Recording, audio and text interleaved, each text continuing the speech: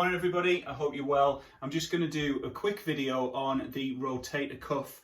It's a commonly misunderstood area of the body, and what I find very commonly is that people come to me saying that they've damaged their rotator cuff, or they've even torn their rotator cuff, or in some way they have an issue with their rotator cuff.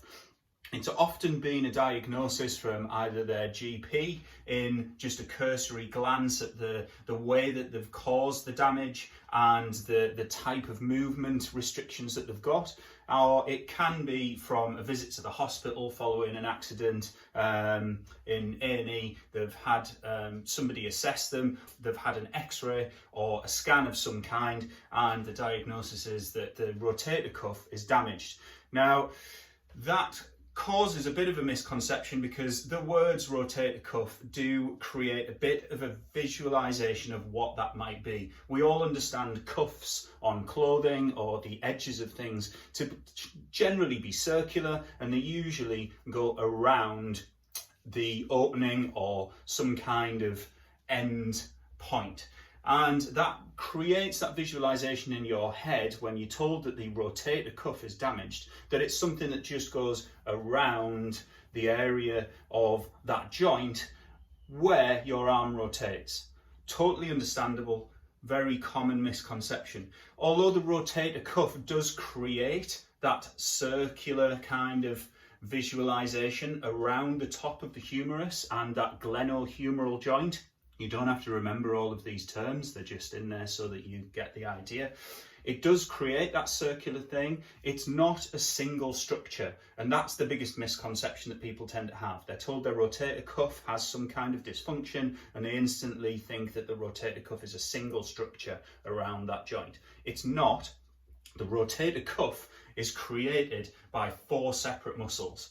You can remember that with the acronym SITS. You've got the supraspinatus muscle that goes across the top, and that muscle aids in abduction of the arm, so lifting the arm up alongside the deltoid, but the deltoid isn't part of this. You've then got the infraspinatus muscle, which is a triangular muscle right on the back of the scapula that comes around the arm and into the top of the humerus. That aids in external rotation of the humerus at the joint.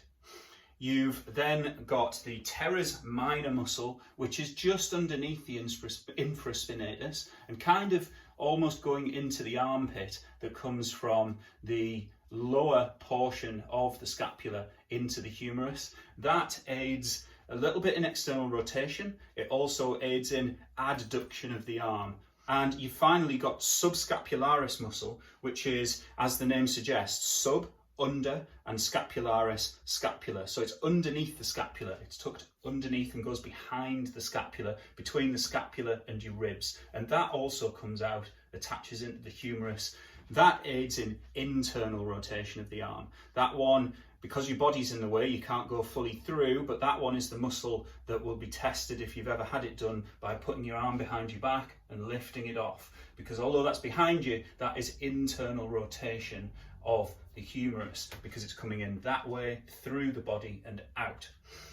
So those 4 muscles create the rotator cuff. They do attach into that circular cuff of the joint, but as you can see from the description, they go far round your back onto and around your scapula. They're essentially muscles around the scapula or the shoulder blade.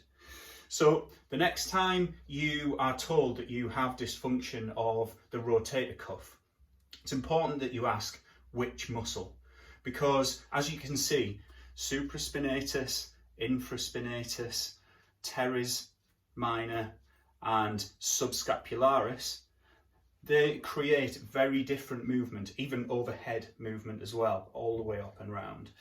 So it makes a big difference to how we would approach rehabbing and working those muscles. Even if you do come to your therapist, physiotherapist, sports therapist, massage therapist, even if you come to them just knowing rotator cuff, they will usually be able to palpate around and do these movement tests to find out which of those muscles is the weaker one. But I still think it's very important that you get the information that you need from your GP or your hospital during that diagnosis. They may tend not to offer the specific muscle in the diagnosis simply because they're complicated terms for some and it overcomplicates the issue, but it is helpful to understand it so that you can be more targeted in your rehab. Your therapist should also rehab the whole range of movement regardless of which muscle, because you don't want to end up with imbalances.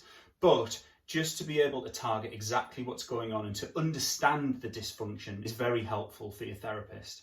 So next time you hear the words rotator cuff, and particularly if it's in reference to your own dysfunction, think which muscle.